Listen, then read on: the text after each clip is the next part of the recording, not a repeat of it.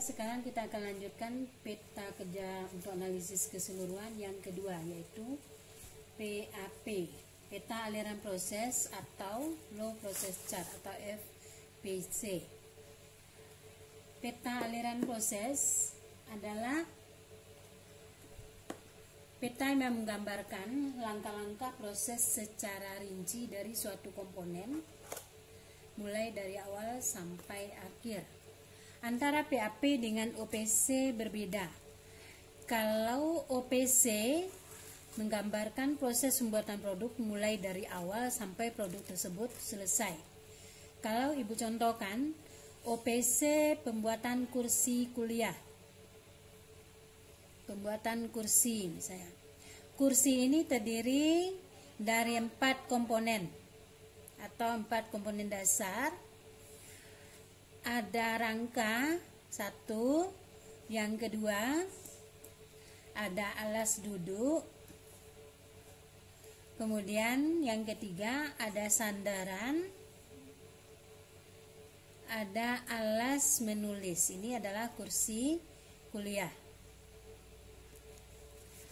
Kalau kita buat OPC pembuatan kursi, berarti akan tergambar proses pembuatan kursi ini secara keseluruhan, mulai dari awal bahan baku masuk sampai selesai jadi kursi.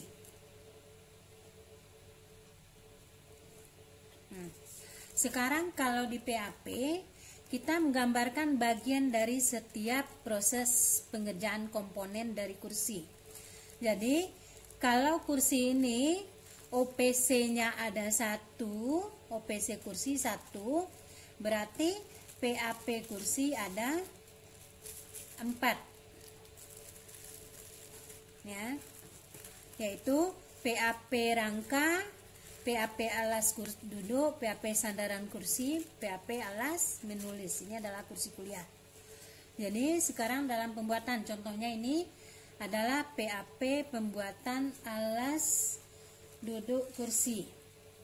Langkah pertama dari pembuatan PAP, pada baris paling atas sebelah kiri kita buat ringkasan nih. Ringkasan ini berisi kegiatannya. Pada PAP itu kegiatan dibuat 5-5-nya, ya, 5 lambang atau semuanya. Ada operasi, ada pemeriksaan, ada transportasi, kemudian ada menunggu atau delay, kemudian ada menyimpan. Jadi waktu untuk masing-masing kegiatan ini kita tentukan. Ringkasan ini jumlah dan waktu diisi setelah peta ini selesai. Ya. Jadi langkah pertama, buat kolom-kolom yang berisi uraian kegiatan, kemudian lambang. 5 lambangnya ada operasi, pemeriksaan, transportasi, delay atau menunggu, kemudian ada penyimpanan. Lanjutkan dengan jarak tempuh, kemudian jumlah dan waktu. Waktu harus seragam, misalnya dalam menit, kemudian jarak dalam meter. Jumlah ini adalah jumlah item yang kita bawa atau yang kita proses. Contoh, bahan alas kursi tersimpan di gudang, berarti bahan disimpan di gudang, berarti disimpan. Itu adalah lambangnya adalah penyimpanan segitiga terbalik. Kita checklist nih, segitiga terbalik. Kemudian yang kedua, bahan diambil dari gudang dan dibawa ke ruang produksi. Berarti terjadi transportasi atau pergerakan dari bahan baku dari gudang ke lantai produksi. Checklist di transportasi. Setelah nyampe di lantai produksi, kemudian bahan untuk membuat alas tersebut dilakukan proses pengukuran dengan menggunakan penggaris. Berarti itu adalah kegiatan operasi, checklist tentang kegiatan operasi, lalu dihubungkan. Begitu seterusnya sampai alas ini siap untuk dirakitkan dengan bagian rangka kursi. Setelah selesai semua ini, kita checklist di jumlah, jarak, dan waktu. Berapa jarak antara, kalau di bahan, ini bahan berada di gudang berarti nggak ada jarak tempuh. Berarti strip, kemudian jumlah, berapa jumlah yang kita bawa material dari gudang. Yang ada di gudang berarti 1 misalnya. Kita isi 1 unit. Kemudian waktu penyimpanan itu dan jangka lama, tidak dibuat waktunya. Kemudian bahan diambil dari gudang, dibawa ke lantai produksi, berarti ada kegiatan transportasi, berarti ada jarak tempuh dari gudang ke lantai produksi itu 1,5 meter misalnya. Jumlah yang dibawa 1, kemudian waktu yang dibutuhkan 0,3 menit, 0,5 menit. Nah, itu waktu. Saudara harus membuat ini semua sampai ini apabila ini dalam teori atau dalam perkuliahan di kelas. Kalau saudara sudah memanfaatkan PAP ini untuk KP atau TA untuk di lapangan penerapannya, maka kita harus membuat kolom ini sampai analisa dan tindakan.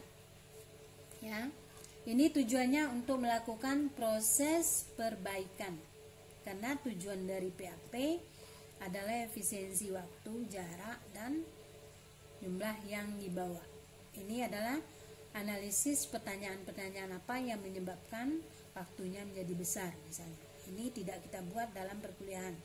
Ini pada saat kita melakukan proses perbaikan. Jadi yang ini kita gunakan untuk apabila saudara terapkan untuk KP atau TA atau untuk perbaikan. Kalau sampai sini adalah dalam tugas yang ibu berikan sampai waktu.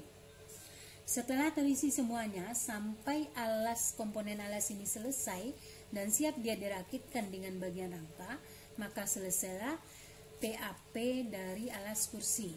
Setelah selesai baru diisi ringkasan ini.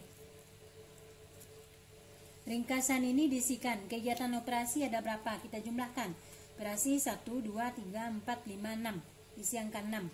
Ada 6 kegiatan. Kemudian jumlahkan waktu untuk kegiatan operasi. 0,7 ditambah 0,5 tambah 1,6 tambah 1 tambah ini 0,9 tambah 0,3. Jumlahkan, ini dapatnya 12,68 menit. Ini adalah waktu yang dibutuhkan untuk kegiatan operasi. Setelah itu jumlahkan lagi untuk kegiatan yang lainnya, pemeriksaannya ada berapa? 5, isikan 5. Kemudian berapa waktu yang dibutuhkan, isi sesuai dengan lambang. Itu selesai.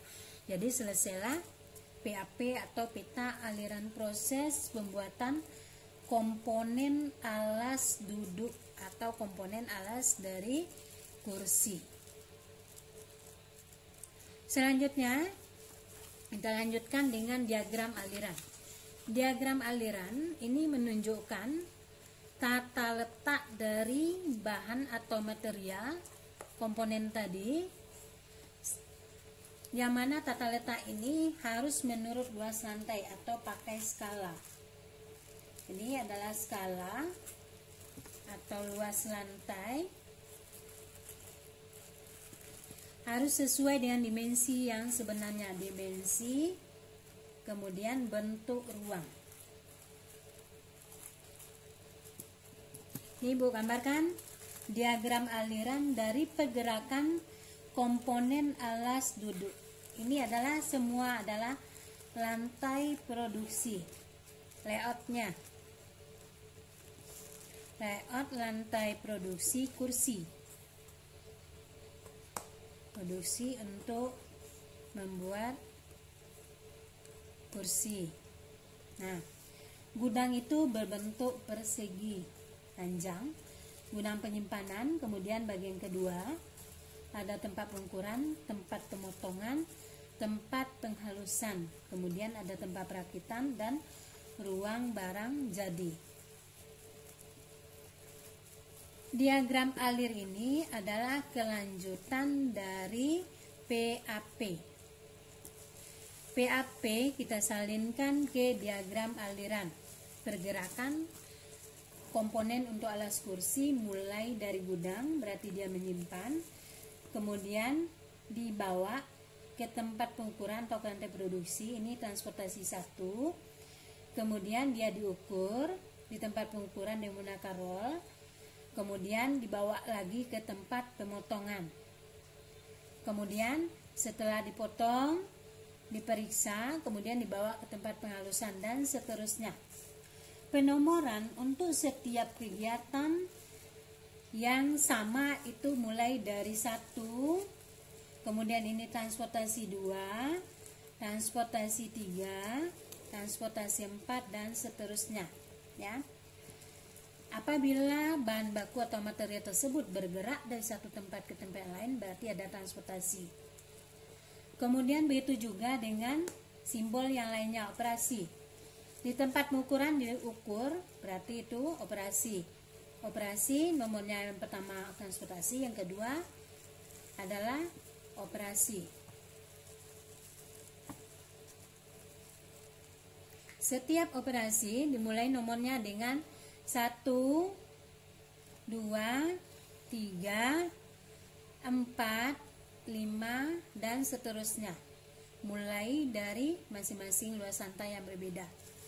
Jadi kita tinggal salin dari PAP ke diagram aliran, karena diagram aliran hanya menggambarkan tata letak dari komponen alas itu di lantai produksi, di mana dia berada, baru dilakukan proses itu di tempat bagian mana dia dilakukan. Itu adalah diagram aliran. Setelah itu kita gambarkan ini, gambarkan semua simbolnya, kasih penomoran, maka selesai diagram aliran dari pembuatan alas kursi. Sampai alas ini siap untuk dirakitkan dengan bagian rangka, karena ini adalah tempat perakitan. Itu sekian mengenai penjelasan diagram aliran.